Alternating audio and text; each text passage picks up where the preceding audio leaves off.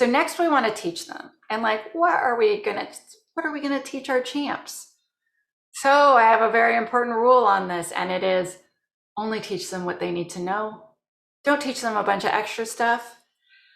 I consult quite often on security champions programs. This is like, I guess, part of my business that has grown a lot over the past year and a half that I was not expecting. And a lot of companies, what they do is they'll send them on like, OSCP training, like how to do network hacking. And I'm like, do you expect them to hack networks as part of their job as a software developer? No. Do you want to turn them into pen testers? No. Why are you teaching them this?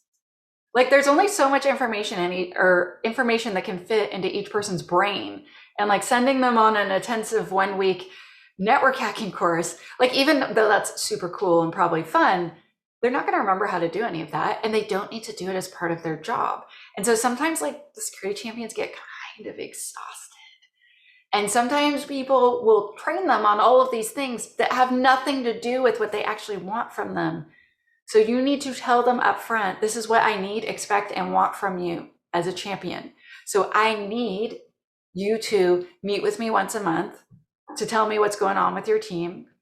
I want you to come to, most of the lunch and learns. If you can't make one, you want to watch it later, that's cool. But I would like it if you could be there.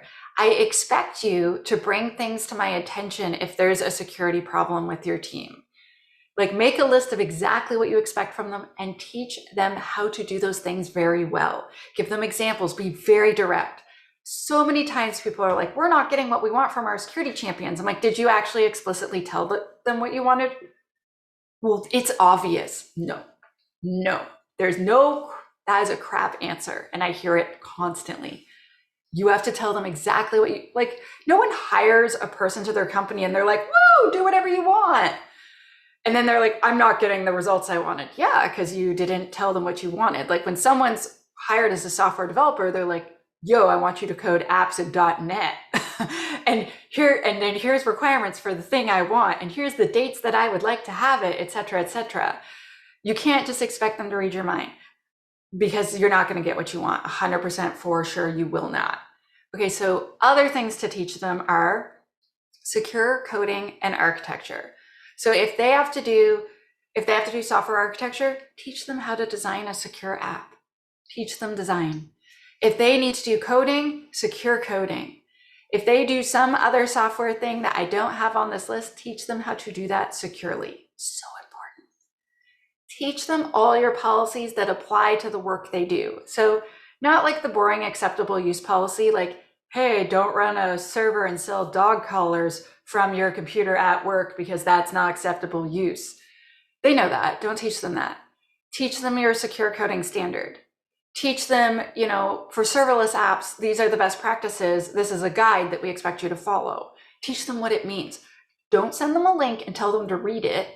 Teach it to them because you will get much, much better results. And then lastly, tooling. Any tool that you expect them to do or to use, give them training on how to use it. Not only how to use it, but how to interpret the result, validate the results, and how to fix the popular things. It's really important that they look very smart in front of their peers when they are using the tool, showing off the things. So give them the insider information that they need to make sure they get it right. Briefly, I'm going to talk about coaching. So coaching is a style of teaching, and I find this works very well for me. This might not work well for you, but I'm telling you this because this is usually what I do when I have Security Champions program. I kind of take someone under my wing and I mentor them or I coach them. And so coaching means enabling individuals and teams to achieve their full potential, essentially. And so how do we do that? So for a champion, I want to set up office hours. So like I have this friend named Vane, and she used to do every single day, 9 to 10. Every single day, 9 to 10, she's available. Anyone needs her, she's in her office just waiting for you. She just sits there, answers emails. It used to be on Zoom, now it's in person. Just sit there, and she's like, 9 to 10 is packed every day. People are like, so You could just have a Zoom call that's open regularly, like Friday 2 to 4, whenever it is that you want to have it, to make sure you're available. Set up repeat meetings with them so that they know every month the check-in is this day. And if they move it, cool, you can reschedule, but don't let them miss more than 2 months in a row, because then you have no idea what's going on with their team. Help them prioritize their security bugs.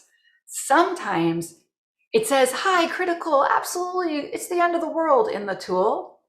But for the way your business works or the way that app works, it's actually not very critical, and it's more like a medium or a low. So teach them how to understand that about their app. Teach them how to interpret the results. The hardest thing on this list, be available, because we're all, as security folks, there's always more security work to do. Always be available to them as much as you can. Help them set goals and then help them achieve them. Teach them specific tools or skills, especially if they ask. So like if someone asks, I want to know more about injection, like it keeps coming up in our tools. It's like, I'm told it's really scary. Like, can you show them how, give them a one-on-one lesson and like tutor them. And then they'll walk away being like, I'm an expert, I know about this now, and I can speak confidently to my team about why we absolutely must eradicate every form of injection. And ask them what they need and then provide it. So at the end of each session, like one-on-one, do you need any help? Take note and take it seriously, because if they actually ask for help, it's important, and you're the only one that can help them unless you have a bigger team and you can like maybe assign them to another security person, but don't leave them hanging. Because whenever I do this with devs, guess what happens? They do stuff like roll their own crypto. They do stuff like, oh yeah, like we just take the credit card numbers and then we just pass it to Stripe. And so we don't need to be PCI compliant. No, you took the credit card numbers. Now we have to be PCI compliant. I don't care if you didn't save them. We're still, So when you don't make time for them, disasters happen. If they ask you an architecture question, you need to help them. Because if you don't, you will not get what you want almost all the time. Okay, I have a special note on delegation. Some items you should delegate, especially to your security champions. This is not your job. You do not need to fix the security bugs. That is their job. Updating frameworks, planning releases, assignment of bugs, running every single scan, etc., etc. So like delegate to them as much as you safely can. I make this mistake where I'm like, oh, well, it won't take me long. I'll just do this thing. And then they expect me to do that thing from then on. You need to draw a line in the sand so you can actually get your job done and not just have like a blazing list of things to do that when you look at it makes you cringe. So this is why you're training your champions, to help you with these things. But there's some things you should never delegate. So validating static application security testing results, if you have them. So I'm like changing my opinion as SaaS tools are becoming more modern, but basically train them first. Train them how to do this. Don't set them loose on it by themselves. It's painful. Teach them how, and then let them do it. Don't ever let anyone give security approval but you. They do not have that authority. That must rest with you. Using new tools before they have training, nope. Training new security champions. They can tell them lots of stuff, but you need to be the person that trains them. We are looking for partnership, not a replacement.